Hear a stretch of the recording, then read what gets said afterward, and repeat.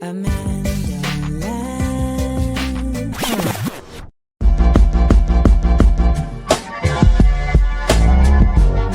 We up.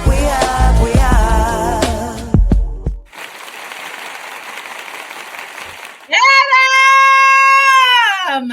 Y'all. Hey, thanks for having me. We are joined by Adam Paul Susaneck, who I want you all to know cares a lot. All right.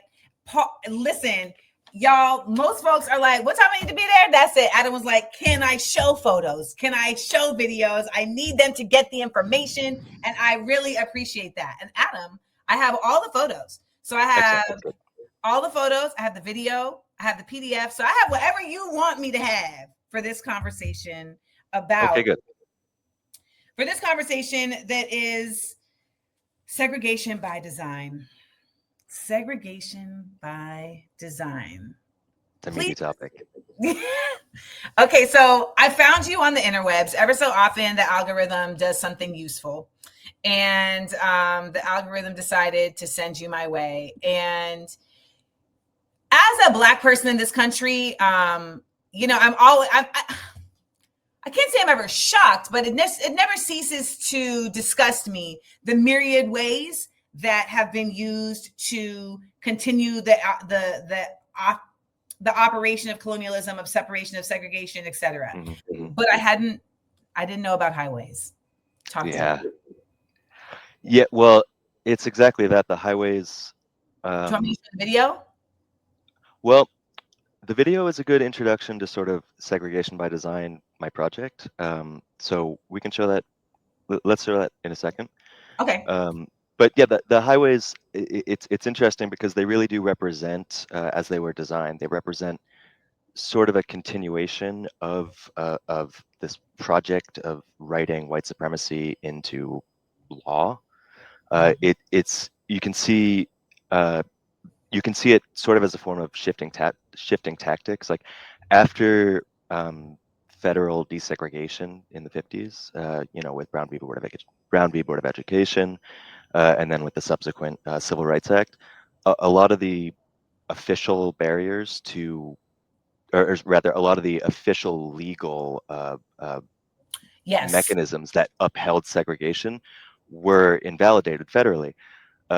So then what comes along is the highways, which are able to then draw that color line that was technically invalidated, but they're able to draw that color line in physical space in a much bigger way than it was before, and in places where it wasn't already, like the train tracks is a famous example.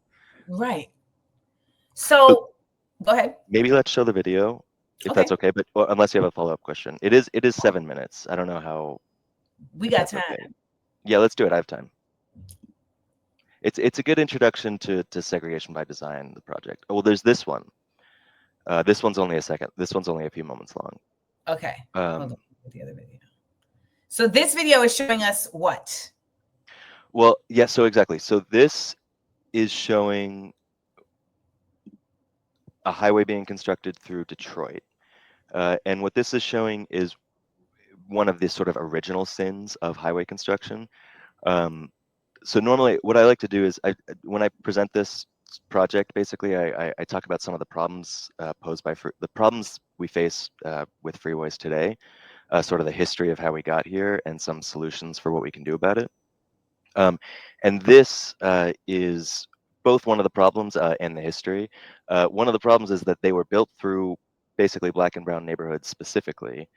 So they displaced all these people. You can see all these houses being destroyed. And then for the neighborhoods that remain divided by these highways, now there's significant pollution, both in terms of exhaust from the cars, and then tire particulate matter, brake matter, and then noise pollution. And that's another one of those images I sent. But we don't have to get too bogged down by the images because they're not. I didn't send them in any particular order, which is my bad. So I don't have the video you're talking about. I thought this was the video, but where can I get it? Is it in the emails? I just sent it. I think it's I have the PDF. I sent it, and I have where you said this animation, this image would be good, and images from this page would be good to show. I have all of those. This is the one. Oh wait, no, that's playing on my computer. Here I If you email just sent. me, I can bring it up quickly.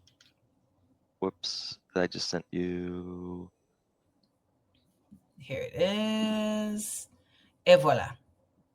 Okay.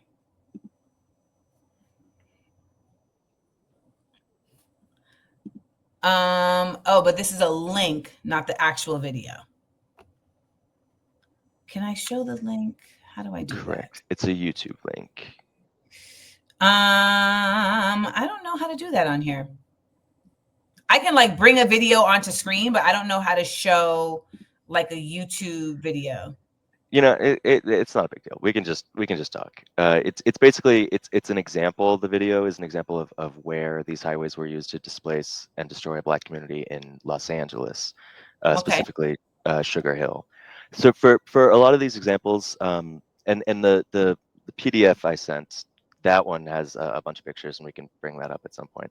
But for a lot of the examples I mentioned, if folks want to check out my website, segregationbydesign.com, it basically breaks it down city by city. And what there's Detroit. So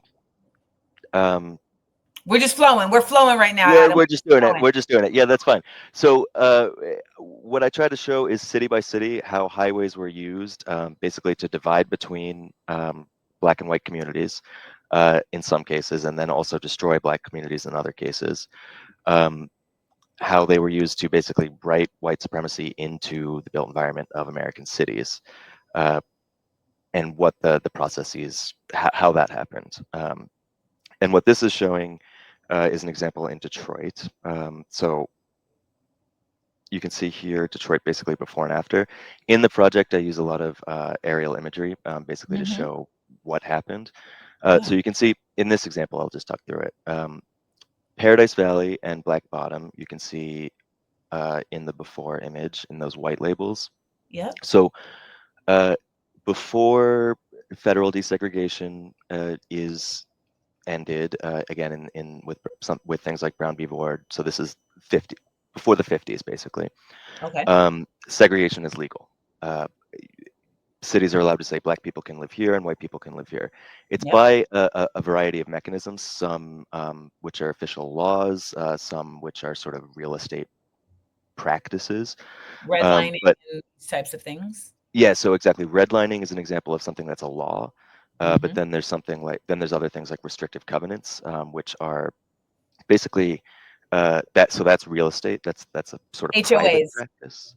Yeah, well, HOAs are the descendant of restrictive covenants. Okay. Yeah. So a restrictive covenant is a thing that's written into the deed of houses that says you can only sell to quote unquote people of the Caucasian race only. So that's an example of like a private. The Color of Law talks about this example exactly. That's an example of sort of private mechanism by which they upheld segregation. And then there's redlining, which is sort of the government legal way of doing it. But the result of that is you get these Black districts. You get these, and these are the historic districts like Harlem that we talk about. And in this case, in Detroit, it's Black Bottom and Paradise Valley. Okay. And it's basically this linear corridor arrayed along Hastings Street, which you see there. So this community is constrained by segregation. But even despite that, in this case of Hastings and Paradise Valley and Black Bottom and so many other of these neighborhoods, despite the segregation, a really strong, actually, I mean, a really strong community forms, but a strong economy forms too. Yes, because you have to spend within your community. Exactly, and you see these corridors, in this case Hastings Street, and if you go back to some of those other pictures, that was sort of Hastings, the with John Lee Hooker with the guitar, that was Hastings. Well, that's that one, that's a good one. The other one. So the above picture is the thriving Hastings with the record stores and the Porter Market, etc. Yeah. Well, and exactly. And the bottom is what it is now, exactly. And what's interesting about the Hastings case is these two images, the before and the before images of this one and then the other one, these are actually both album covers. So it shows that, yeah, this one. So even at the time, there's a conception that this was like a special place. I mean, it's like 125th Street in Harlem, right? Okay. Uh, uh, it's Beale It's a Street. thoroughfare of Yeah, like, exactly. Of commercial activity, but then also cultural production. yeah. And we get out of something like Hastings Street, you know, Joe's Records, where John Lee Hooker is standing in front of there. That's where Aretha Franklin records her first album. And Gotcha. her dad was also very famous, Reverend C.L. Mhm. Franklin. And he records his first stuff at Joe's Records here. And I actually got these images from, so Joe Van Battle is the owner of Joe's Records here. His daughter, Marsha Music, I got these photos from her. And she has an excellent blog post. It's like more than a blog post, an excellent piece on her website, The Detroitist, all about her dad's Yes. experiences. So it's, and you see they route the highway right down the middle of the of Hastings there. So the highways. Okay, so to set the stage, Set it for us. yeah, it's so you see this before image, the 1949, right? So there's the black corridor that is basically arrayed along Hastings that is policed and confined by segregation. Um, the rest of the city is largely white. It's largely working class. Um, this starts to change after basically around the turn of after the 20s with the Great Migration, which I'm sure you're familiar with. But the Great Migration is a movement of 6 million 6 million rural Black Americans from the South, basically to northern and western cities. The largest, the largest destinations are like New York and Los Angeles, Mhm. um, Chicago, but Detroit's also a major one. Um, and so this is happening. So Detroit is actually a really representative example. So I'm talking about Detroit here specifically, but this happened all over the place. Yeah. So there are more and more Black people coming into cities, and in coastal cities, there's more and more immigrants. So cities are becoming more non-white, um, and this to some extent kicks off white flight. Unfortunately, basically as the non-white populations are rising in downtown areas, and because that's where a lot of these people are moving, because that's where A, cheap housing is, and then B, that's where jobs are.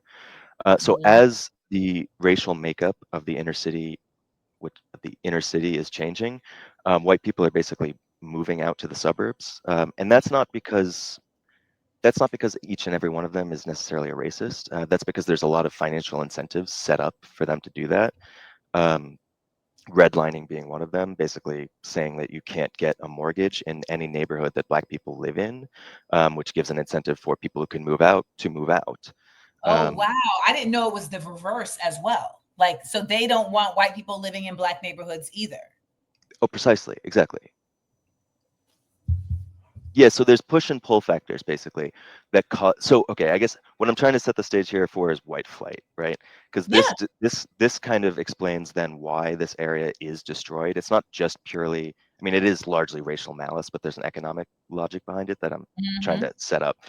But basically, mostly white cities become largely non-white, and there's various things that incentivize white people to leave. There's sort of the push factor of the Great Migration, which is all these non-white folks Yeah. moving into downtowns, and then there's, especially after World War II, there's the pull factor, which is This is after World War Israel. II. This is how they created Israel. It's the same mechanism. We're going to push you out of Germany and Europe with with anti-Semitism and fascism, and then we're going to pull you into Israel with incentives. The history of that I'm not familiar with, but I think it's probably similar to how they Oh, I'm do telling you. I mean, settlements. this is a fact. This is like you Oh, go to oh, yeah, Israel. yeah, yeah, absolutely. Yeah, this is a fact. Like you're incentivized to go to Israel as a Jewish person because you are going to be given subsidiaries. You're going to be given free healthcare. You're going to be given money for a home, money for school, et cetera, et cetera. And so there's the push and the pull in order to create an economic space that can be then utilized for whatever purpose or, you know, Yeah, is exactly. It's about like clearing out of people to then create a space for, yes, precisely. okay. And we can we can get to pulling Jewish folks to, because I'm Jewish, but I'm an atheist. We don't practice. I mean, I don't And care if you're an atheist. I care if you're a Zionist. oh, I'm absolutely an anti-Zionist. Don't worry about that. I assumed because you So can't look at this. I have a joke that I say. I don't want to say it here, but Say it. This is the place we all. Our literal quote is "By any joke necessary." So say uh, it. it's like people. It's like I. No, I don't want to say it. But regardless. Adam chickened out of the joke. I did chicken out of it. If we can maybe get back to it later. But um, well, I do have a story about like birthright. We left. I went with a buddy and we left.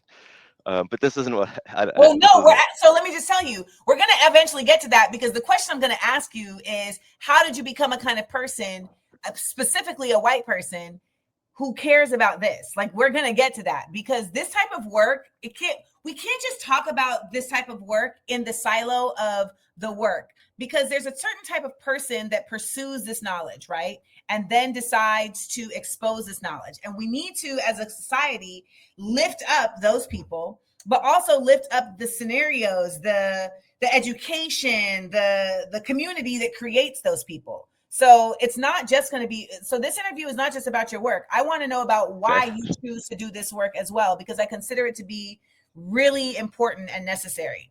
So they decide to do the white flight, push the white Yeah. flight. And you're saying that, so I guess my question before you go on is, what is the government's goal in creating a nexus of white people in one suburban area and Black people in one area beyond racism? Economic development, growth. So white flight, right? So Black people were formerly confined to this area, but then legal segregation gets broken down as all these people are coming. So, and this is also in combination with white people leaving, right? So property owners downtown are not really happy about that. The you see downtown, I've labeled that there. Yes. Black Bottom and Paradise Valley are right next to that, right next to downtown. Yeah. And that proximity is important. And this is, again, it's that, it's called the inner city for a reason. It's because these people were moving to a specific part of the city, which again is where the jobs and affordable housing was. And white people were leaving. The the people who own property in the commercial districts downtown are really, really unhappy that now they're surrounded by this racialized inner city. And because this is basically the underpinning of redlining in the first place, which is the idea that people of different races living in close proximity reduces property values. And that really boils down to the fact that Black people reduce property values. And this, you can look at the writings of this guy, Homer Hoyt and Richard T. Ely from the University of Madison, Wisconsin. And they wrote a lot of basically the academic underpinning of redlining. And the idea is that Black people being proximity reduces property values. So now suddenly the commercial core, the oldest part of the city, is surrounded by non-white people. In Detroit, it's Black people, and it's not just Black people, but it is largely.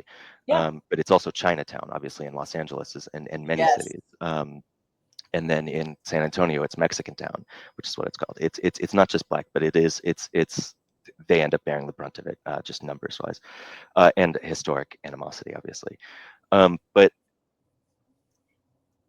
so as desegregation ends, then urban renewal and highway funds come along, and they use that money to kill two birds with one stone. So, and you can see that right here. What they're doing is they surround downtown in a highway loop that protects it from these neighborhoods that have now become non-white, right? Mm. So it physically creates a division, because divisions can protect that property value. Think, before we had highways, the railroad tracks. That's why it's the other side of the tracks, right? Yeah. Or rivers, or flood zones. Mm-hmm. But these divisions, going back to that idea that proximity reduces property values, if there's a division, I don't know, if there's a division, I see. then it can uphold the property values. So, Yeah. They're over so high, there. They're over there. exactly, See, they're over there. So the highway, even though it's literally just a structure, it provides this like a wall, so to speak, yeah, saying, okay. exactly. And there's a great book. I have it here. It's gonna like not show up, but Dividing Lines. Yeah, You mean by you're Professor. not in a warehouse with graded ceilings and This is actually my local train station. I took this photo the other day. oh wow. Yeah. You can see the train in the back Nice, I there. see it. Yeah, Wait, you're in Europe? yeah. I'm doing a PhD over here. Casual. Yeah, Um, I'm from South Florida originally, but and I work based in New York, so we go back. I go back quite often. Greta Thunberg would be unhappy with me. I just want to point out to you all that I am cosmopolitan and I'm traveled, which is how I knew that it was Europe once I saw the blue and yellow train. All right. Let's bring it back. So they build these walls of highway. And my question becomes, is this also utilized as like, oh, now the white flighters have like direct access into the city? Yes, precisely right. So, and that's what I'm saying when I'm kill two birds with one stone. So Mm. it divides, and then also creates connections to the whites only suburbs, which you better believe have restrictive covenants. And as a private practice, by the way, that stays on a lot longer than something like legal segregation, which is struck down in the courts. That's why that distinction is a little important. But so yeah, the highways, like, they divide, they cut through, they protect downtown, and then they provide white folks with direct opportunity, or rather with direct access to the economic opportunities downtown. So it's some to some extent, it doesn't work that well, right? Because a lot of jobs still end up going to the suburbs, and then we end up with kind of hollowed out downtowns. And this is why we end up with spaces right like this. So it divides. That's one use, but then there's also times where it just uh, is designed almost to take up space, like is designed to uh, remove the population they didn't want and then replace that with, again, a connection to the suburbs. Um, so it It's just takes up the space. displacement. It's displacement. Yeah, the displacement's intentional, exactly, because those people being there reduce property values. And in some cases, they build public housing. That's actually kind of rare. But they end up building far fewer units of public housing than units they destroyed, and that's true everywhere. That's definitely true in Detroit. It's true everywhere. Name a city, certainly New York. Right. And even when they build the public housing, they don't like protect it. They don't support it. They create kind of dens of criminality that they can use to then bring people back into the prison industrial crisis by creating public housing that they don't provide resources to. Yeah, and well, precisely that, exactly. And then also they will locate. Yes, very well said. Um, and then they'll locate it in areas that are already largely Black and already largely poor. And this happens especially in like New York and Chicago. And this explains why, when you look at some of these before and afters, they just destroy a neighborhood and then replace it with these tower blocks.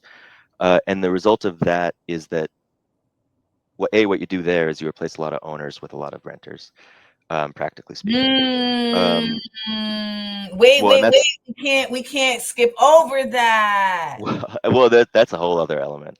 Because there's the sort of no, go on. No, please, you're the guest. Well, sorry, I just feel like I'm lecturing. I mean, it's we are here to be lectured by you. Fair enough. Well, there's the mechanism by which these properties get taken, right, through eminent domain. That's the term. And eminent domain isn't inherently an evil thing. Sometimes we do need to build linear things, linear rights of way, sewers, pipes, and roads, yes, sometimes. But eminent domain, where you're just using it to destroy a neighborhood because it's reducing property because of reducing property values because of some racist pseudoscience, yeah, that's no good. And by the way, there's well, she actually just shut down the organization. Do you know Kavan Ward from Where's My Land? She still does one-on-one consultations, but Bruce's Beach, I'm all over the place here. Bruce's Beach, she was basically the organizer behind that. So Bruce's Beach was an example of, so it was a Black neighborhood in downtown Santa Monica, the Belmar Triangle. And no, this is different. Sorry, this is in Manhattan Beach. It was the Black neighborhood in Manhattan Beach, not in downtown Santa Monica. There's another case, Silas White, up in Santa Monica. Black neighborhood in Manhattan Beach, property taken through eminent domain. Kavan Ward got it back to the family, the Bruce family. And then they proceeded to sell it off anyway, which made me livid. But that was their right, and I know. They sold at that time with full knowledge and not predatory, because the first time it was taken. No, I know. It's just the principle of like, just get it back and like, can we just preserve? Oh, I definitely agreed with that. But like the point was it was theirs and they could do with it what they want. But I totally get it. How these properties are taken. How do they build a highway through there? How do they build a highway through there? They take these properties through eminent domain. And can you just explain eminent domain real quick? So eminent domain is the right of the government to take property for the public good, and they have to offer just compensation. They do have to offer quote unquote just compensation. So yeah, but they get to decide what the public good is, and they get to decide what just compensation is. Sorry, the Columbia, you did indeed, yes, with Manhattanville. I will try not to get distracted by comments, but that's exactly none of us. Listen, we're here for you. We love all of your neuro D going all over the place. We're all about it. That's our jazz. Thank you very much. You are giving us intellectual jazz. Scooter boo boo, Detroit, scooter blah blah, public domain, scooter beep beep boo beep. I appreciate it. Thank you very much. Excellent. Well, but yeah, so eminent domain is the right of the government to take property. Think for again, building like a sewer, right? Building a train, building public transportation, and they have to offer just compensation. But the way that was actualized in practice for most of American history was very predatory, especially during this highway building era, where they would just send a letter to people with a lowball offer, and basically these letters, and you can see these letters, they make it seem as if you have to take the offer, which of course you don't. You absolutely don't have to take the offer. But there's a case in Roxbury in Boston, where a reverend's mom, she owned a 3-unit apartment building in Nubian Square, and she got sent $8,000 for it. What? Right. And for the record, my dad also owned property in Roxbury, Boston, and sold it. I don't know why. I know I didn't see any of that money. But I'm just like, why are y'all just giving away like the property? Well, if they make it seem, there's like a big red stamp on it, and it says like condemned. They make, sometimes it says condemned with the Robert Moses ones, not with this one in Boston. The Robert Moses, he's the one who used the condemned, and I haven't talked about Moses yet, but I'll get back to him. Okay. But they send these letters, they make it seem as if you have to take it, and when you do, that's it, it's gone. But that's the property owners, which is the minority. Most people in like Hastings, they were renters, and it's just absentee landlords. So when the government comes along with these checks, they say sure, yeah, exactly, because they view it as a way to cash out of the slums, basically. Yeah. So So one thing I didn't. Oh, no. now one thing I didn't mention, and then sometimes they clear out these neighborhoods, and then replace them with like office buildings. So sometimes it isn't, yeah, because this is right, exactly. Sometimes, like in Miami, they cut down Second Avenue, which was the main commercial thoroughfare there, and it was in the middle of Overtown. But now Overtown is like on the left, and then they basically took part of it into downtown, built government facilities, and stuff designed to basically attract people from the suburbs, because the building of the highways was also an effort. It was lobbied for by chambers of commerce, and mayors. In the case of Hastings, or of Detroit, it's Mayor Albert Cobo. He said we can use the highway.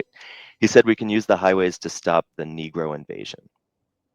He said we can use public works to stop Negro invasion. Right. So they're not even shy about it. No.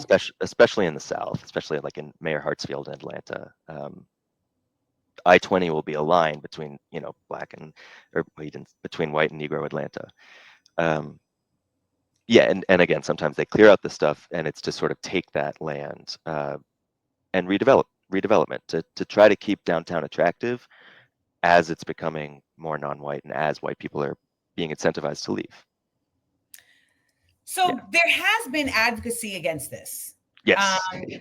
Can we talk about the advocacy that has been done against this, and if there's been any success? I mean, just a side note, like I love when stuff like this shows up in like random TV shows. So like in the show Cooking with Chemistry, like there's an entire B story with the black character who's her next door neighbor and who's her friend, and not her next door neighbor, but she's her friend, and she's like fighting for the black neighborhood to not be disrupted by a building of either the 10 or the 101 or something. And they did an entire, and it was based on true story, and they did an entire go ahead.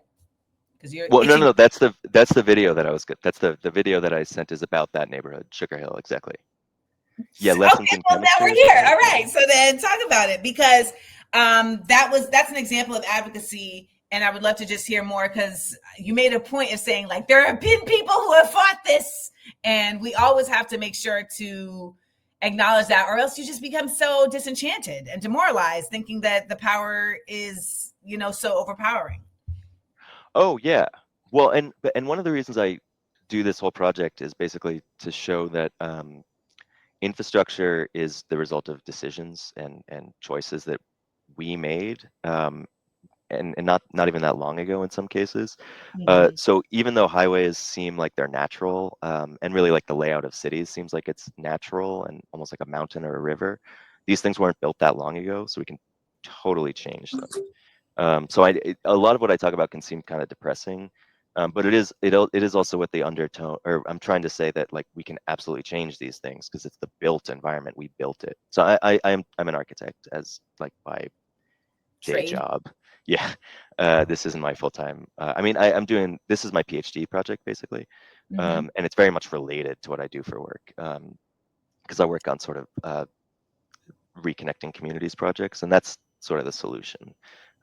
I mean, but there's something very clear in stating these are decisions, right? Because then that leads us to decisions are made by people. And so people can be influenced, which is what advocacy ends up being about, right? Yeah. Like how to influence the people who are making decisions to make decisions that are for the people versus for profit.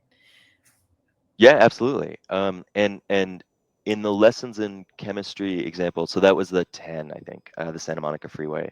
Mhm. Um, I mean, ultimately they weren't successful. That was the 60s. It was a very wealthy neighborhood, very wealthy black neighborhood in Los Angeles. Um, it's Hattie McDaniel lived there, who was the first black woman to win an Oscar. Ethel Waters, Louise Beavers, who's a Broadway star. So it was like a wealthy neighborhood. So and Yeah. what's illustrative about this point is it's not just that it was poor neighborhoods that were because people could say like, oh well, no, Mm. it's poor neighborhoods around downtown that are reducing property values. It's like, no, sometimes these were straight up like rich neighborhoods, as is the case in Sugar Hill. Because Sugar Hill is like right off downtown, or West Adams is Sugar Hill's like a sub part of West Adams, right off downtown. So it's the same thing. It's who's there, even if they're wealthy. You know, DC, like there was basically a plan to build. It never got finished, but you know, there's a highway that goes under the mall and then kind of pops up. That was supposed to be a full loop that would have like built a wall right next to Howard, cutting Howard off from the downtown area, right? As if Howard is lowering property values. That got stopped because of successful advocacy, and it is often college towns that often are able to do that, but that's a different issue. Uh, what was I saying? Oh, advocates, yes. So they they weren't successful in that case because that was the 60s. There was nothing they could have done really. Right. Um, but today, indeed, there's move. People recognize. I mean, I'm not the first person to say this, or you know, I'm really just building off of sort of decades of people talking about this stuff, and then there's obviously the lived experience. I view sort of what I'm doing is communicating it through like using the skills that I have as an architect and city planner to communicate it um, in a way that's accessible, because this exists in books. But a lot of us don't read anymore. Right? We should. But then one of the best books about this for New York folks, you know, is The Power Broker, which is a 15. It's a biography of this guy Robert Moses, who is he sort of originated this in a lot of ways. He's the one who came up with this use of highways to clear out neighborhoods. Basically, use of highways not just for transportation, but to remove neighborhoods viewed as undesirable. That goes back to him in New York. Uh, and a lot of what he did in New York gets emulated everywhere. So yeah, that's public housing. No, I'm trying to show the Power Broker cover. Sorry. Oh sure, yeah. This is So he from created this method, and it got copy and pasted. yeah. So yes, basically the answer is yeah. He A lot of the highways he built in New York, so like the BQE and the Cross Bronx in particular, um, they actually they predate the interstate system, um, but they become the model for the interstate. Uh, so the Cross Bronx in particular cuts through the South Bronx, and Yeah. divides the northern, more white part from the southern Puerto Rican black part. And it also it reinforces that division and creates it in a lot of ways. Hmm. Um, so he's really the first to route highways, or to use highways in such a way to achieve this dual purpose, and he's the one who lobbies for the creation of yeah, and that's the demolition of San Juan Hill is an exact example of like that's right north of 59th Street, right? So it's this Puerto Rican neighborhood that's viewed as potentially impacting the values of the Upper West Side and then down to Yeah. Midtown. So level it. Especially it's such valuable land because of where it is. Yeah. You know, so it's this.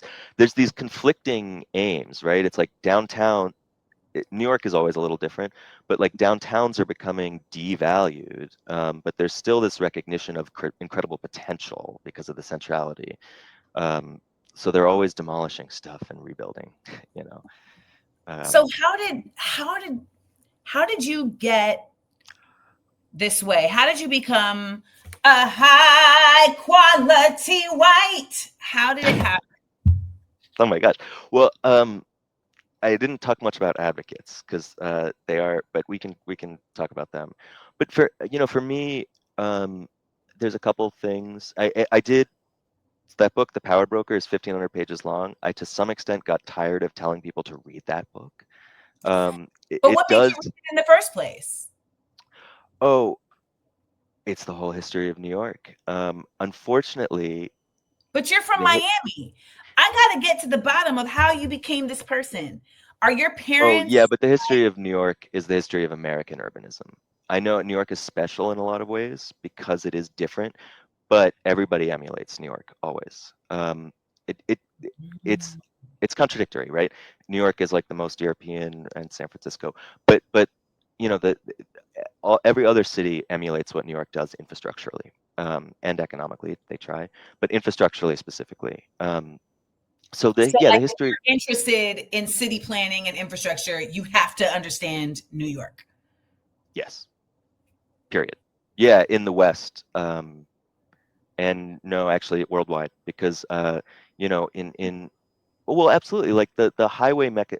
I'm not as familiar with Chinese cities, but the limited access highway as we know it, which China has built quite a lot of, has its origin. The urban limited access highway has its origin in Robert Moses, um, who is his New York, and he took up. He didn't invent the limit. When I say limited access highway, I'm talking about like the interstate. It's cars only. It's there's no direct intersections with roads. That Mm. really goes back. That really goes back to the Autobahn in Germany, which is Nazis, right? But that is a little different because that didn't go into cities. It's I don't necessarily have a problem with highways between cities. It's when you It's when you disrupt. it's when you cut into the middle, right? Exactly, because you don't need to have automobile access to the middle of a city. That's what But why do walking. you have a problem with this? Who are your parents? How were you raised? Why are you like this? Because this is real. Because people see this and they see, how do I capitalize on this? Right? People see this through, everyone sees these types of things through different lenses. And so, part of my work in decolonizing is trying to understand the different ways that folks are shaped to see things through a lens of community versus a lens of how do I exploit. So why do you feel like you're somebody who sees through a lens of community? Um, You've I never been guess asked that question, but no, no, today. no, no. Well, you're right. You're right. Um, I really love cities, uh, and I grew up so I'm from South Florida. So I think maybe I am being exploitative. So I'll get to, but I grew up in South Florida, in a suburb. So like we're recipients of like a lot of the white flight stuff that, you know, um, my parents moved. They were white flight from the Bronx. Hmm? Uh, and I grew up in a suburb, and I don't like it. I hate you can't go anywhere. It feels imprisoned and just bland, and uh, like spiritually devoid, and uh, versus when I went to college, I went to Berkeley, so I lived in a city for the first time. And it's so fun. It's so, and this is where I'm being like, I think where it's like, I just really like the life and culture of a city. And that does require a certain, and I think maybe I'm being an architectural determinist. It does require like a certain built environment, which is density and walkability and people sort of living close to each other. A city, not So you identify racism because you like a city? Is that what you're trying to tell me right now? it's because How it's are you more than even able to identify racism? How? well, it's more than Have just you because asked it's yourself more this? well, it's more than just because I like the city. It's because anything that's like worth anything that's culturally interesting or sort of exciting is in the comes from the community that is made possible by a city. Yeah, no, I think that if if you just have everyone living in this spread out suburb, you don't get any. It's a very it's you don't get much culture. You don't get much. Adam, why did you go to Birthright and leave? You need to know this for yourself. Why did you leave Birthright? Well, it was very poorly planned. And it was also whitewashing the whole thing. Obviously, I had to explain to people like what the green line was, but no, I think putting it as like I just like the city is a little bit is a little bit reductionist. I know. That's my point. I don't What think it's it's just that. You're putting it that way. But the reason why I keep coming back to this is because this kind of work has to have love beneath it. It has to have meaning beneath it beyond simply just the science of it, or else it's just being done by roche. And so, what I'm trying to understand from you is what drives this beyond simply just the like of a city? Because the things that you've said in this interview, there's things that you've said in this interview that are very clear indicators that you have a moral ground around this. You have an ethical lens that you see this through. well, the way that we live currently, urbanistically, which is the way we all live. You know, even if you're in a rural area, you the way that we live currently is very extractive. Everything is about um, producing uh, capital. Everything is just about, and that's what all the suburb. That's like, so the suburbs. You know, there's a reason that that's what they pushed people to after World War II, because the the war engine. I don't mean to get back too into history, but like the war engine had pulled America out of World War II, right? Or sorry, had pulled America out of the Great Depression. Um, and once the war ended, you know, we really needed to keep that engine going. And long story short, it wasn't very difficult for GM to retool from making jet engines and Jeeps to making cars, right? It wasn't Mhm. hard for GE to switch from making jet engines to making big appliances that you need for your house. And then for developers, it's a windfall, and for car companies, it's a windfall.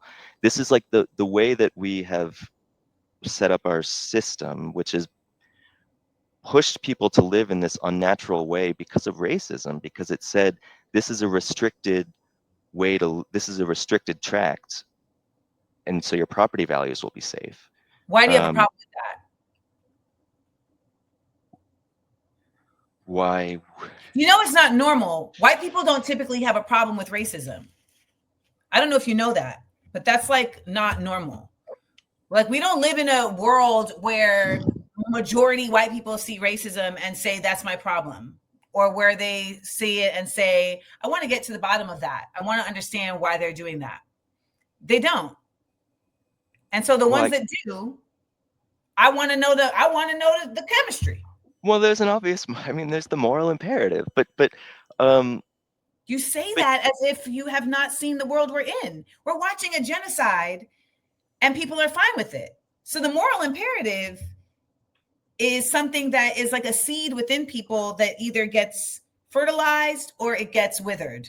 And so well, I'm curious with you how it's continued to be fertilized. And then you went to Berkeley, which we know is, it's not like you went to Liberty University. yeah. Well, you I know, know for they have a this, great architecture program. it's I in this realm, I feel like I can do something about it as an architect, as someone who is in the built environment, because I think that the entire so the reason I'm like focused on segregation by design is because the history of, and not just the history, but the present form of American cities, unfortunately, is driven by race. Is the layout of our linear infrastructure and of our zoning. I mean, our zoning code goes back to racism. So for me, like uh, it's like a rabbit hole tumbling down. Like, why is that highway there? Why does it curve there? Why does it? It's because, oh, why does it go through that neighborhood and not that one? Why are there 7 highways in Boyle Heights but none but like 1 on the west side, right? The 10. So, oh, and why do I care about racism, right?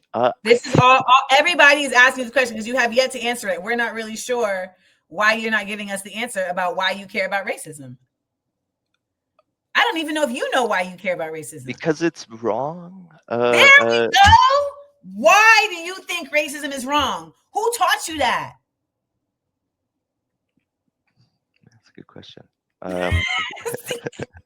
I mean, I guess my parents. I don't know. We've seen the opposite, right? Like the environments that are shaping people who think this way have to be examined the same way that they have to be examined morally the same way you're examining infrastrucstructurally. So do you feel what I'm saying? Oh, absolutely. So okay. I think so. Yeah, and there's a great book. So thanks for I think this is the therapy session. Thank you very much. But there's a great book by Heather McGhee called The Sum of Us. So the central metaphor of her book is basically public swimming pools. So Oof. Yeah. So public swimming pools, they used to be very common. They used to be very common in American cities, and they were segregated. They were whites only, right? So, and a lot of them, they were like big, beautiful they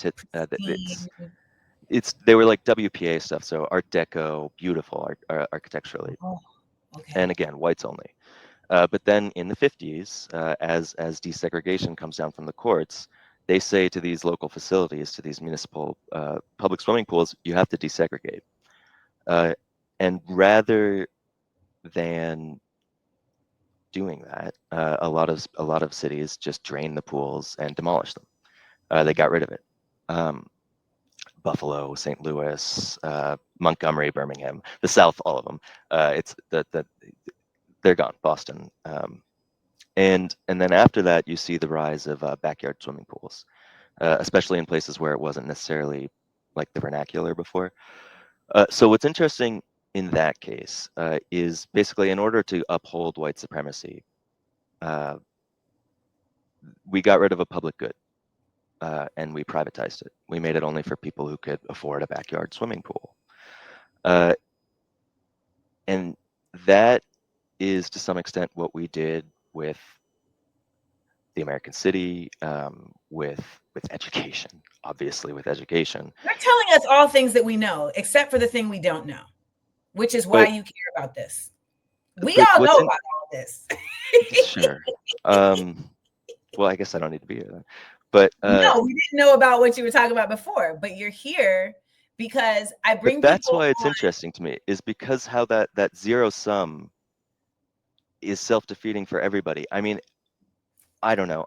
There's the moral imperative that I can't explain. I think it's self-evident. If you see a wrong that you have the capacity to do something about, which I feel that I do as someone in the built environment, you do something about it. So I don't know, I can't explain that. But the zero sum, if you want to put it in a nature, in like a why do I care from a self-interest point of view, there's that zero sum game. We destroyed the whole idea. I mean, again, I love cities. We destroyed cities, but we destroyed the whole idea of the public. Everything that's public, the word public has become a dog whistle but the word public has become a dog whistle for Black. In where I'm from in South Florida, like you say you're taking public transit, you say you're taking Tri-Rail, and everyone's like, oh my God, you're gonna get stabbed. Like that's what people say. It's like, and that's racism, obviously, but it's this idea that of the public just being racialized, and that's you can't. That's not that's a decrepit society. That's one where it's feudalism. If you don't have a public, it's what the hell is that? So yeah, selfishly, I don't want to live in a society that's just divide and conquer by capitalists, which is why they've taken up they themselves are racist, but why racism is such a useful tool. because I guess, yeah, there's a lot of people there. I mean, there's a lot of people who are just more who think that the gains that they will get from their protected mortgage are more than everything that's lost by dismantling society. Yeah. You know, so I care because I want to live in a society, and the logical endpoint of this is death. I don't know, is poverty and nothing. So one of the reasons I refer to myself as an artistic intellectual is because I've gone through the graduate school program, like I've gone through, academia, and so much of academia does this thing where it sterilizes intellectualism by making it even if it's not mathematic, by trying to make it mathematic, right? Like trying to castrate the personhood from it, the morality, the ethics from it, etc., and put it in these bubbles. But we always see that what ends up living longer than most studies are the ones that are actually grounded in something more than just like the boxed version of something. Even though PhD programs want to do this all the time, right? They want to like break you down and make it like, no, this can be for everybody. So it has to have a very specific, a generic, it either has to have a hyper specific or a generic point of view. And what I love about your work is that it marriages those two things in terms of the artistic intellectual, because it marriages the realities of the moral and the amoral and unethical with the actual scholarship around city planning. And a lot of people won't see that, right? They just see it as these are the blocks that we live on and they were created and now we live here. But no, they were choices that were made. And even the scholarship around that and how it's discussed is a choice, because there are others who would do this same work and frame it as innovation. Ezra Yeah, Klein is looking at this same thing and calling it abundance, right? yeah, which is kind of willfully ignorant of sort of basic city planning principles, because it's the issue is like we are building houses, we're not building the right houses. It's just that. So I saw this awful. It wasn't that. There were some elements that was okay, but this article in the Times about like why we need sprawl, and it was The about how Times itself is trash, so that doesn't surprise me. there you go. Well, so it was about, and there's some great people who work there. I've written for them before, but I've been it's profiled by them twice. there you go, exactly. So it's like any, yeah, but lately, yeah, no, I know and the route And that regimes change and things, and things happen. Like and are that which women is ruining that the is workplace? I was flying, and that was like the only article that had downloaded. So I read way too much of that before. I was like, what the fuck is this? Like it was I mind mean, they numbing. just put out an article today, the case for overthrowing Maduro. Like, Fantastic. Oh my God. Um, that's what is the phrase for that? Like yellow journalism? That sounds racist, actually. But like where but it's is yellow because it's callow. I mean, it's not. It's not callow is not the word I'm looking for, but it's it lacks courage. I mean, it's being paid for, and I just pressed you. I wanted to press you because I know you're going to come off of this and like have to go decompress and probably take a nap. But I wanted to press you because the work you're doing is the kind of work that people don't want done. And I know that you've already had to, I'm sure, argue why you doing this work. And I'm sure there's been people who've been like, this is not really, am I wrong? Yeah, no, exactly. I mean, there's always people that wonder why I'm doing it. They're like, you're a blue-eyed, good-looking white man. You have blonde hair. You can Thanks. do whatever you want in your denim shirt. Why are you caring about this? And there has to be, it's like, I mean, for lack of a better reference, Lady McBee in Macbeth, when she's trying to convince Macbeth to murder the king, says, screw our courage to the sticking place and we shall not be moved. And that is the type of energy that has to be had. Like we don't need allies. We need co-conspirators. And that only happens when people are morally driven with the work they're doing. So when you say like, I don't understand. Like you're asking me about something that just is in my body. That's actually very um like comforting to me to hear someone say that. Like, I'm not like this because I was taught or because my society, my surroundings. You're like, I'm like this because I'm like this. Leave me alone, Amanda. I came on your show to talk about highways. Well, I mean, I think it's natural to try. Oh,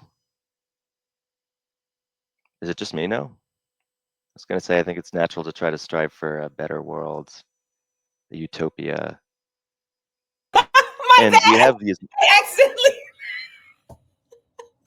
Adam's like, did she just hang up on me on her own show? I was like, is it just me? I was like, oh my gosh, I should have taken advantage of that better. I think everyone was just like, let's see.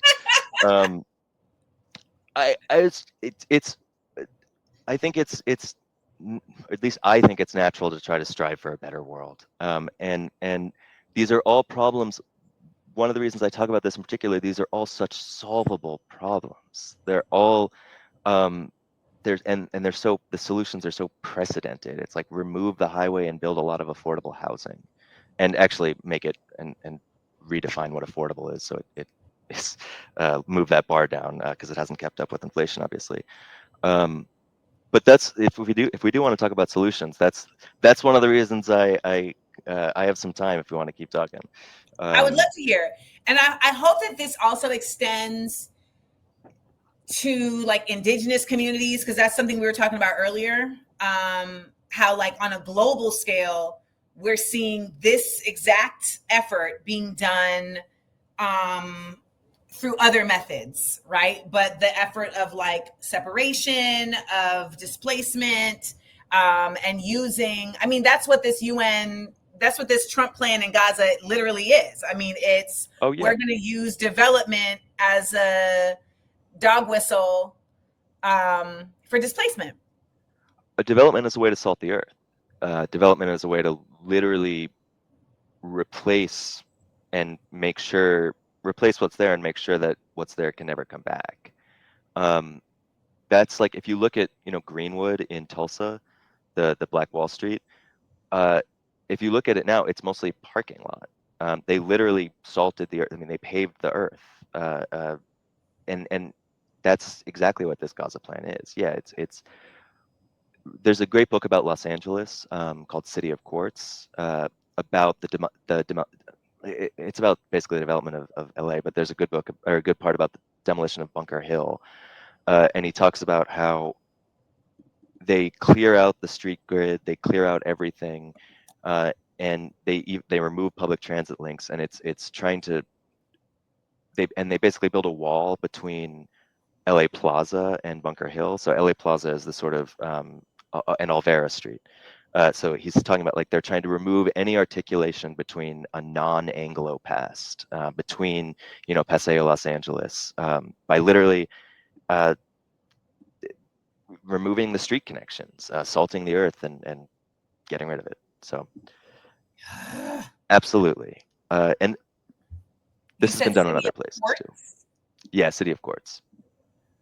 Um, because they always want to know what the book looks like. City, is this the book? Yeah, and that's a picture of That's a a jail, federal. isn't it? Yeah, it's a prison. It's a jail, right? It's a federal jail, which is kind of unique. But I was gonna say, like, wait, a federal jail? That's a bit contradictive, but okay. it's like a holding pen. It's because it's for the whole West Coast. It's one of those things. Uh, Mm. but the reason he uses that photo is because he's talking about, I talked about how they clear out these neighborhoods and replace it with stuff designed to attract white people back from the suburbs. Architecturally, that takes the form of killing the street. So you get rid of storefronts. You get rid of like human scale stuff on the street, storefronts basically, and brownstones.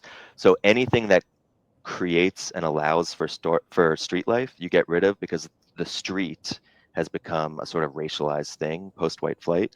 So if you can get rid of the street and replace it with, again, parking lots or like a building that's just a big wall, that's what that is, or a entrance to a parking garage, that's golden. Because then then you've gotten rid of the connection to the street. And that's like in Minneapolis, they have a lot of skyways, like overhead things that connect between Uh-huh. buildings. Newark has this, like, and they connect between office buildings, so you can drive into your parking garage and you Right, never have right, to right. even go down to the street.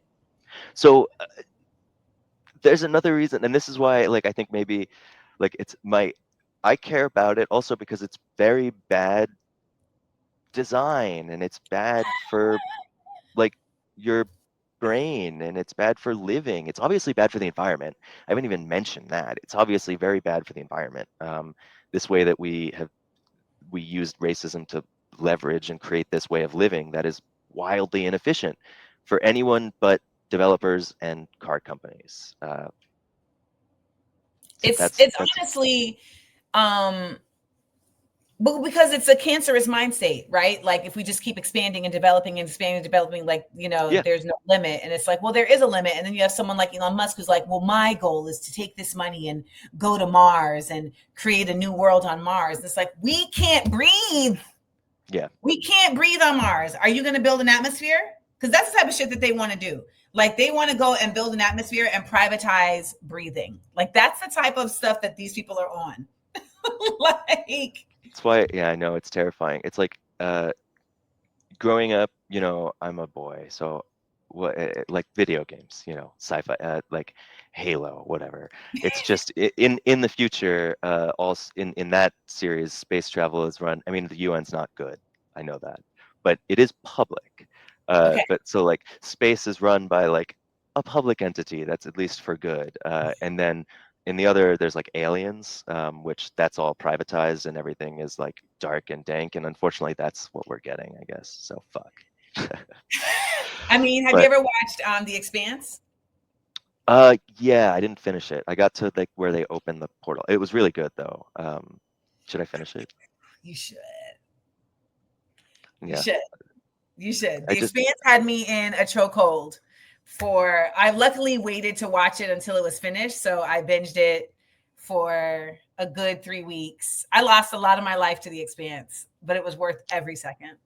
nice. Yeah, I mean that's like Battlestar Galactica way back I in was the just about day. to say I'm about to do a rewatch. I'm literally about to do a rewatch of Battlestar Galactica because I feel like I have a new consciousness, and I'm like, am I a Cylon? Maybe. It gets a little off the rails, but in interesting ways. You Yeah, like as know, we get to season 4, once Cylons start being like, "What you mean I'm a Cylon?" That's when you're like, exactly. It's like what's going on. And once that guy starts his own religion, it's like, wait, weren't you a scientist? I don't understand. and yeah, yeah, But and then they like do Adam and Eve all over again. But it's fine. It's fine. It's it's fine. silly. Yeah, I'm watching The Chair Company right now. Everyone should watch that. It's so I funny. was gonna say, do I need to stick to that? Oh, I love Tim Robinson. I adore him. Because I So started, anything, I like didn't have any idea where we were going. But I also did that with Severance and deeply regretted this because then Severance turned out to be amazing. So I was it was like, really, but now it's we in have that vein. episodes of the Chair Company where you feel like I Oh, can definitely. invest. Yes, yes, yes, yes, yes. I agree. I would say keep watching. Excited. But back to solutions, by the way. Yes. So yeah, we can take out these highways, and unfortunately, the that's not going to bring back the community. And in some cases, taking out the highway could lead to gentrification. Um, so build Right. Because affordable. then it becomes, well, now that we don't have these highways, we need the rich class to have easier access to the city. So we bring them back. Yeah, well, and you think about where the highways they're taking out are. Again, it's the ones like right around downtown. So that's super valid. Wait, Once you they take are it out, taking out highways right now? there's discussion. Yeah, so in various cities, there's been a discussion. Highways were the interstate in particular. So the interstate was built starting in the 60s. A lot of the major structures have sort of reached the end of their useful life. That's why we see collapses of bridges in like Minneapolis, and so a lot of them are in like desperate need of repair. So some states are actually using the opportunity to make some progress. Okay. New York's doing pretty good. Rochester, New York took out a part of a highway that separated the black neighborhoods from downtown. Um, Interesting. and replaced it with affordable housing. So it's very recent. We'll see how it Yeah. pans How it out, but fares. it looks beautiful at least.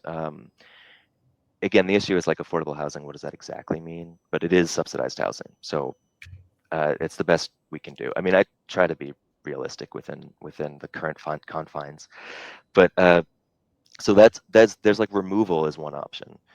This was a very underused highway, but then there's capping.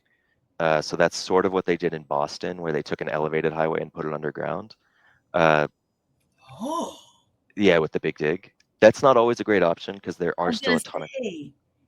yeah, because there are still a ton of cars, and there still can be pollution. Well, Uh, yeah, it's like in the soil. oh yeah. Oh well, yeah. There's The that whole thing. groundwater, the water table, all that stuff. And it's also if you're digging a tunnel in the middle of a city, it should be for a subway probably, not for a highway. Just in terms of efficiency, uh, it's a Also, like the geometric problem. exhaust within. You know what? We'll do this for 5 hours, Adam. I do have a graphic showing the exhaust. It was one of the first I sent. It's the noise pollution and asthma rates in the Bronx. But you Noise. see it in the South Bronx, which is totally surrounded by highways. Sorry, she's gone. The South Bronx, which is totally surrounded by highways, it has every census tract in the South Bronx is in the 99th percentile for asthma rates. That time There I just went, this keep going, yeah, because basically I realized that like if I just like move my cursor too fast to the left, it just like kicks me out, and I don't know why it's doing that, and I don't know whose idea that was, but I'm gonna have to write a very strong letter, strongly worded email to StreamYard because that is not helpful.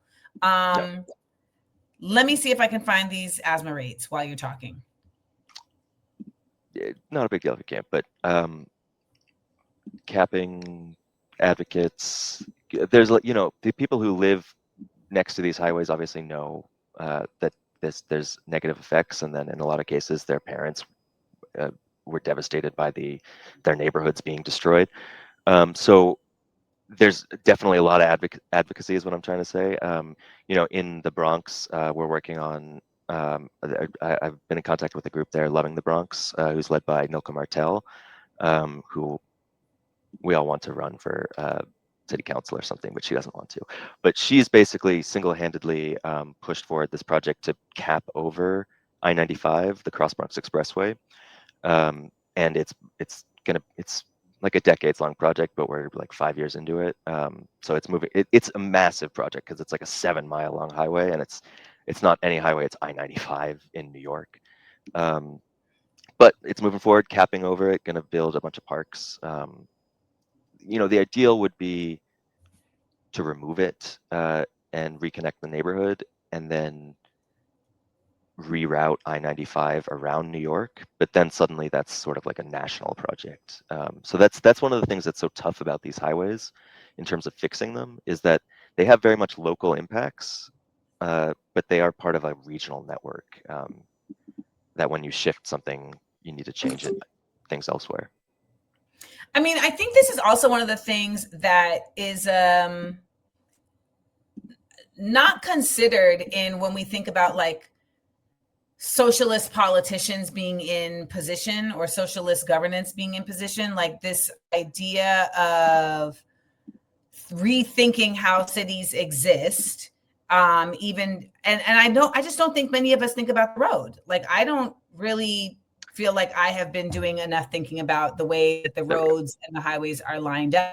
So can you just so the top one is noise pollution and the bottom one is asthma prevalence. Exactly.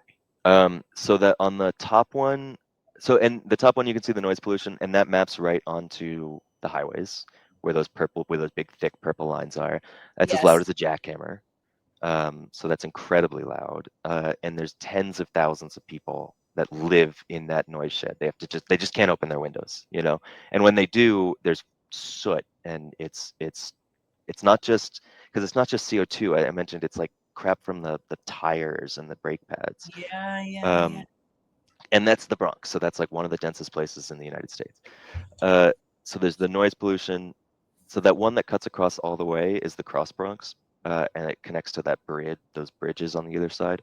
So a Yes. lot of that's just through traffic. That's a different point. But what we're trying to do is Yes, basically yeah, I build a know about that Cross Bronx. yeah.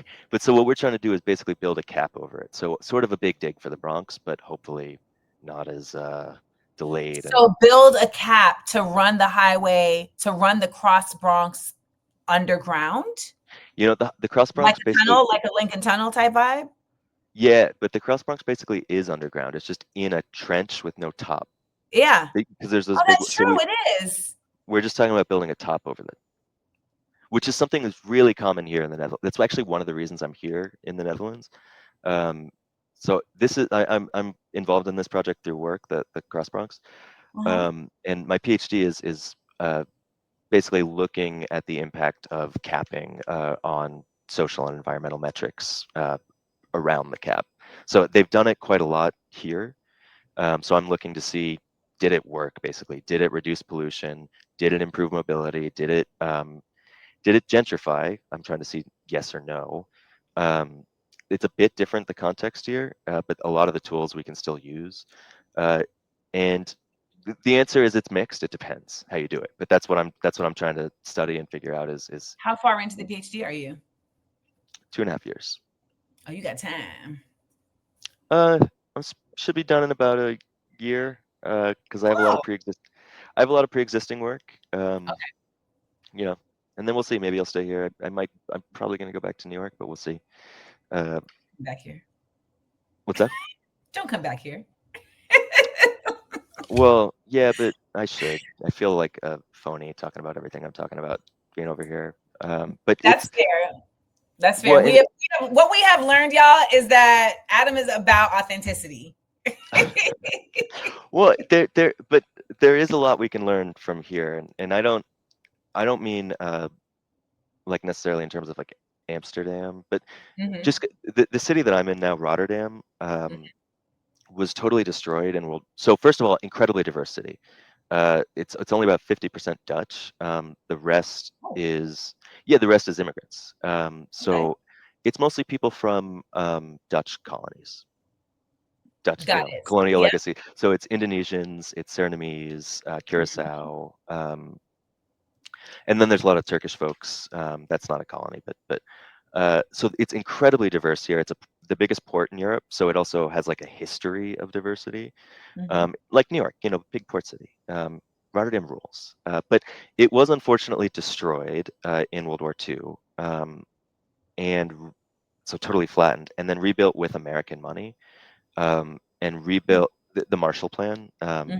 Mhm. Rotterdam got the most of any city in the Marshall Plan, and we designed it. You know, it wasn't totally on us. The Dutch were happy to do modernism too, but we redesigned Rotterdam from the beautiful like Amsterdam like medieval city to a modernist American thing. And just like the American city before we destroyed it for highways and urban renewal, um, rich people and poor people lived close together. Immigrants and natives lived close together, and that was the same in the United States, right? But we destroyed it, and World War II destroys it here, and they try to institute a similar planning logic, and they do. South becomes the poor area, and north and downtown becomes not residential at all, um, and they hate it. People, the Dutch, they hate it because that's not how they live. Their urban planning, they had to make. There's this joke, the Dutch joke, like God created the earth, but the Dutch created the Netherlands because the Netherlands is mostly on reclaimed land, so they had to like drain a lot of land. But so they have a very unique way of urban planning that's very specific and tactical and Yeah. like about efficiency. So then the Americans come in with this ridiculous spread out way of living that is based on racism in our way where we live. Other countries adopted happily. South Africa, Belfast in Northern Ireland, but the Mhm. Dutch, they're plenty racist. Don't worry. But they Oh yes, we know about Smart Zwarte Santa Piet. and yeah, Oh, Smart they're incredibly Peter, racist, and whatever. they're big racist doofuses in a lot of ways.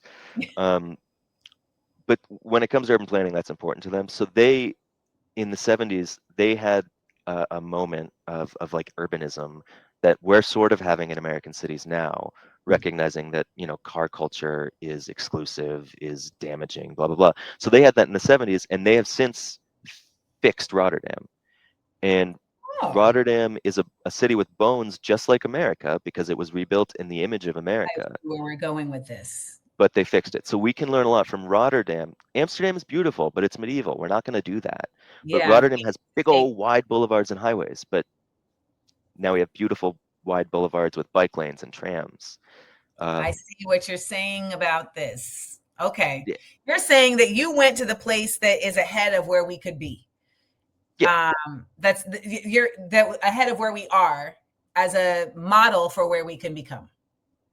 urban planning wise, You're yes. checking out, is it legit? I mean, what I think it's really important work because it also allows you to see, well, where are the ways that it doesn't solve and where is the way that it does and how do we solve for the things that it doesn't solve, you know, which is, you know, so much of America is anti-intellectual, so it doesn't do that work. It just like bullies its way through things versus like, well, wait, somewhere else did it, and I know they're not American, but they may have good ideas. I don't know. Yeah, no. It, it, there's it's that's American exceptionalism, right? It's we Yes. think we're the and there's New York exceptionalism too, right? Like we can't learn from other places. Especially when it comes to like the subway, it's very frustrating. Like we can't adopt best practices because you know we're the subway. Of course we know how to do it. But Like, yeah, no, I mean, and you do see the shortcomings, absolutely. Taxes are really, really, really high. No, I'm serious. Oh my God. Um, and do you you, know, but there's do you, but do you feel your taxes in your lifestyle? yes, exactly. Yes. The trains work, the streets are clean, Fair. but it's Basic funny. thing. Yeah, basic things. I mean, I actually think that the Netherlands itself could learn a lot from Rotterdam, um, because the rest of the Netherlands, they say Rotterdam like how Americans say Detroit or Chicago. Like, Uh, yeah, it's it's like a, racialized. yeah, it's a Oh, scourge. absolutely. Yeah, yeah, yeah. But it's a beautiful place here, and Well, it's let's answer a question before you go because I see someone just threw one out. Saida Williams says, question, does the way the grid of the infrastructure affect the flow of energy in our communities and or frequencies that affect our way of life? I mean, it's like the feng shui of it all. Well, yeah. you were saying that it affects the environment, so yeah. Well, the grid. Um, I really do want to answer that question. I always do this. I just want to say to put a bow on the capping and the removal thing. Yes. Um, that is great for making a better city. That is, and it's better for the environment. It's not necessarily always the right thing for the community that we're trying to help Yeah. because of this issue of gentrification. So it's just um, me. I consider myself like an urbanist. Like I do want to improve cities, but we the way to do that isn't always just more big infrastructure projects. Basically, I'm trying to endorse community land trusts, give some ownership back to the community. Community land trust is like a you know a nonprofit corporation where the community basically just owns a bunch of land and gets to decide what they want So to do with it. socialism. That's what that Um, is. I mean, I mean, I mean, it is essentially a socialist construct. do I consider myself a democratic socialist? Yes. Is a CLT socialist? I don't know because like Well, still, ideally it's within a capitalist that's what cap. yeah right Uh, it's within. yeah, Well, it's and I like think as a democratic socialist, by the way, I think that you know, you can have a beautiful bubble of capitalism within the guardrails, and the bubble within the guardrails of democratic socialism, and then you compete on things like uh, quality of service. Sorry, I'm thinking about example like in Europe, it's not perfect here, but like the state owns the rails, and then the operators. So there's a government operator, but then there's some private operators that then have to compete based on service, not based on something like the rails, which any private operator, no one can build that because it's too big. But like an example would be in the US, like if the government owned the cell towers, which is too big for any small company to possibly build. Only AT&T and Verizon can build something like that. And because they own the towers and because only they're big enough to do it, they can fuck you over. But so if somebody like, if there was a public agency that owned the towers, then you could rent it out to private operators who would then have to compete on, oh God, guess what? Service. Does that make sense? So I think It that, does, but it's not true. Like well, at the end of the day, it exists for now, but they're all they need is incentive to, which is what these capitalists are trying to do, right? Is to remove the incentive of even having this type of bubble and just making it all privatized in general. I mean, yeah, I'm yeah, more of yeah. a purist in my sentiments that wherever capitalism lives, there's always going to be the there's always going to be the possibility and the incentive for capitalism to grow, because that's all it does. I mean, it doesn't know how to stay in a bubble. It's counterintuitive to its existence. It's literally cancer. Like the mind state of capitalism is, how do we grow without limit? So Oh, there exactly. so for Yeah, now, yeah, like, yeah. that's why like the concept of democratic socialism is, I believe democratic socialism, y'all are just folks who are just on the way to being socialists. You're just not there yet, but you're on the way. I'll see you soon. Well, wait. Okay, well, now I think that we're just getting into semantics because, Democratic socialists are still, they still hold a piece of capitalism in their eye, in their mind's eye. well, okay, so I guess I was saying that competition isn't inherently a bad thing in terms of providing services. And I would Um, say that wherever competition exists, or where in terms of the quality of services, no, the provision needs to be guaranteed, but but it's good to I have. mean, there's like different versions of socialism that we've seen, right? Where it's like there's portions of Richard Wolff did a really good podcast about this recently, where there's like portions of land ownership and service ownership that, like you're talking about, where it's like the government owns some of it, but then there's privatization, et cetera, et cetera. But then it ends up at a certain point becoming who's gonna. It always, capitalism always requires there to be, okay, you're not letting us grow anymore. So that's what I'm saying. It's like Fair at a, enough. Yeah, yeah. that's all I'm saying. That at a certain point they're like, we'll play along with this, but then if the bubble gets too small, we're gonna try to figure out how to burst the bubble. So then I'm like, well, then how do we make it so that there is no bubble in at all? Yeah, yeah. That's all. Fair enough. And let's not. We can keep talking about that later. That's always a fun topic. But can we bring the question back? Sure. Just because I did want to talk about the grid because it is kind of interesting. Okay, I lost the question, but the question was, how does Yeah, the grid affect like the flow of energies of people in a city? Like, I mean, it was kind of like a feng shui-ish kind of concept, right? Like, yeah. But the grid, I, from a city planning perspective, is American cities are really, there we go, are really grid-y. You know, we love a grid, and I mhm, actually think that that's kind of cool. I The do. grid, yeah, it's very democratic, like small d democratic, because unlike the European cities where there's like the center of authority, which is normally a church. So there's the church, and then everything kind of emanates around from that, and it's kind of radial. The American city is all about the grid. Is all about the grid, where there's no point that's necessarily prized, and there's equal access to everything. So I like a grid, and that's one of the things that's like tragic in the highways is that they just disrupt the city grid. Yeah. Okay. They absolutely they get rid of that logic because the grid is all about like on the ground connectivity, not vehicular connectivity.